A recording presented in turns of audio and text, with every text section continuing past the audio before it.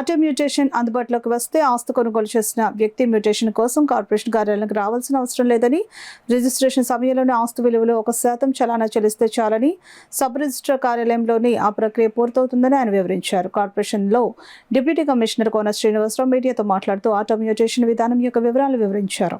Auto mutation అందుబాటులోకి వస్తే ఆస్తి కొనుగోలు చేసిన వ్యక్తి మ్యూటేషన్ కోసం కార్పొరేషన్ కార్యాలయానికి రావాల్సిన అవసరం లేదని, రిజిస్ట్రేషన్ సమయంలోనే ఆస్తి విలువలో 1% చలానా చెల్లిస్తే చాలని, సబ్ రిజిస్ట్రార్ కార్యాలయంలోనే ఆ ప్రక్రియ పూర్తవుతుందని ఆయన వివరించారు.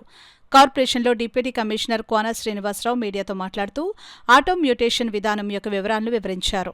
కొత్త విధానం అమల్లోకి రానుంది.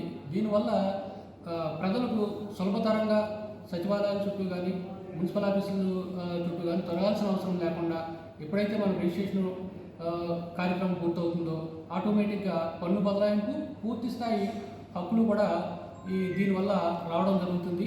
ఆటోమేటేషన్ అనే విధానం వల్ల దీనికోసం మీరు చేయాల్సింది ఏమిటంటే, రిజిస్ట్రేషన్ ఆఫీస్కి వెళ్ళినప్పుడు డాక్యుమెంట్స్ సంబంధించి మీరు ఏ రోజైతే రిజిస్ట్రేషన్ ఉందో ఆ రోజు సంబంధించి పన్నులు, ఆస్తి పన్ను కానీ, ఖాళీ స్థలాల పన్ను కానీ ఏవైతే పన్నులు ఉన్నాయో ఆ పన్నులు చెల్లించిన తర్వాత రిజిస్ట్రేషను అక్కడ మార్కెట్ వాల్యూ బట్టి మ్యూటేషన్ ఛార్జెస్ కూడా చెల్లించిన పిదప వెంటనే మీకు సంబంధిత డాక్యుమెంట్స్ కానీ మొత్తం అంతా పన్ను విధానం అంతా కూడా ఆటోమేటిక్గా ఎవరైతే కొనుగోలుదారు ఉన్నారో వాళ్ళ పేరున మారిపోవడం జరుగుతుంది.